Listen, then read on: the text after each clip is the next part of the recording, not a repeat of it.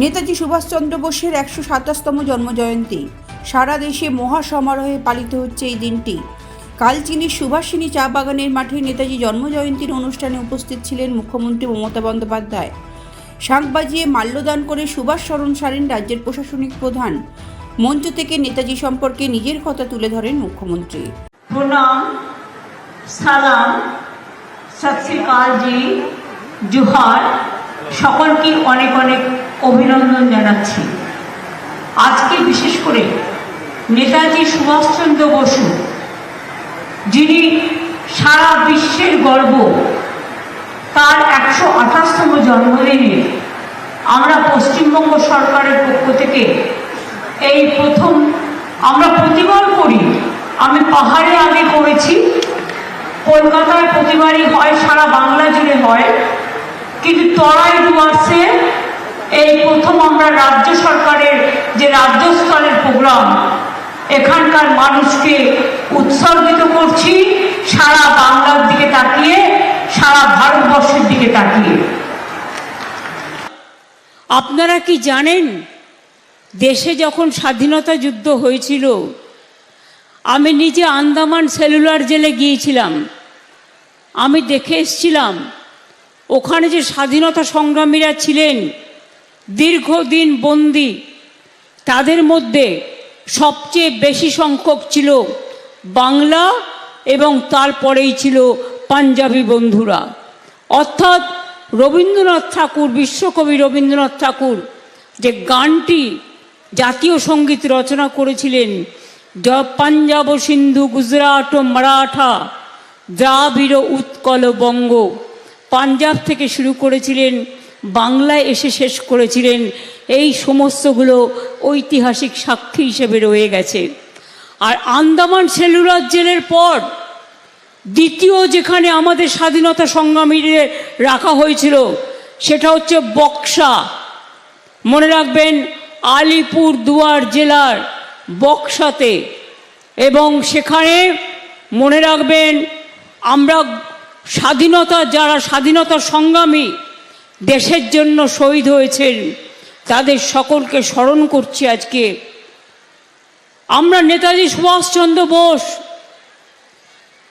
যিনি আমাদের শিক্ষা দিয়েছিলেন, দীক্ষা দিয়েছিলেন রাজনৈতিক, যিনি আমাদের পথপ্রদর্শক, যিনি আমাদের চিন্তানায়ক, যিনি আমাদের দেশনায়ক, যিনি আমাদের বীর নায়ক, যিনি আজকে ভারতীয় সেনাবাহিনী, এই ইন্ডিয়ান ন্যাশনাল আর্মি তৈরি করার এই নামটি দিয়েছিলেন, তার নাম হচ্ছে নেতাজি সুভাষচন্দ্র বোস।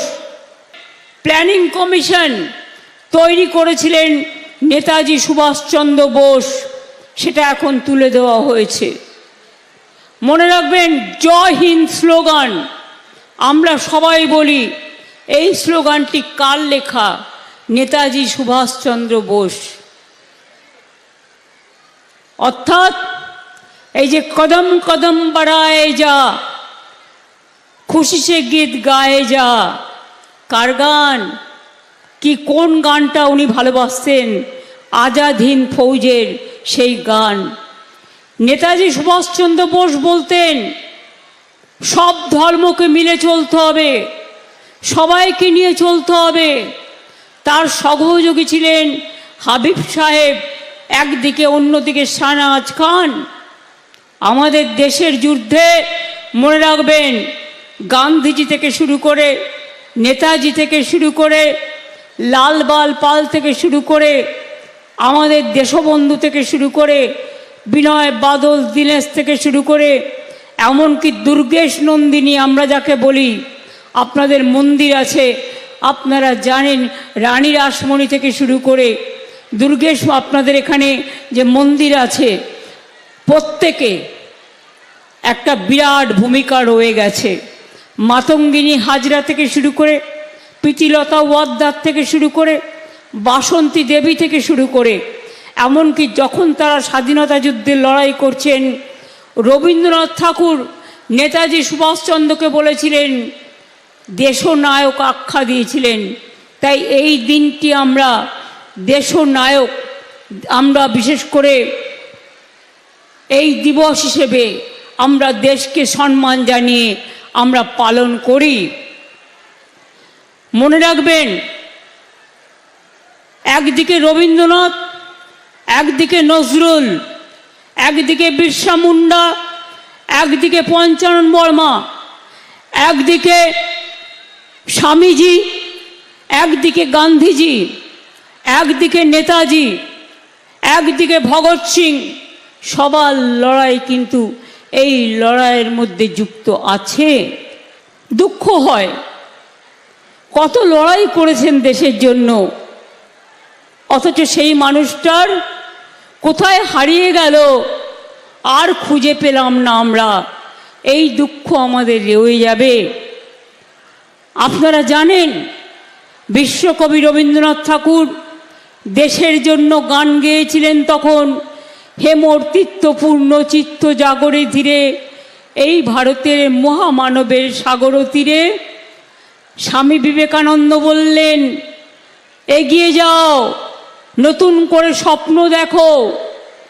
দেশকে ভালো না বাসলে নিজেকে ভালোবাসা যায় না। দেশের জন্য নিজেকে সমর্পণ করো। রামকৃষ্ণ পরমহংসদেব বললেন, সর্বধর্ম সমন্বয়। বিদ্রোহী কবি নজরুল বললেন, ফাঁসির মঞ্চে গেয়ে গেল যারা জীবনেরও জয়গান, ৮০ অলক্ষে দাঁড়ায়ছে তারা, দিবে কোন বলিদান। মনে রাখবেন, ধর্ম নিরপেক্ষতা আমাদের সৌভ্রাতৃত্ব, আমাদের সবচেয়ে বড় জিনিস। ব্যুরো রিপোর্ট, লটারি সংবাদ।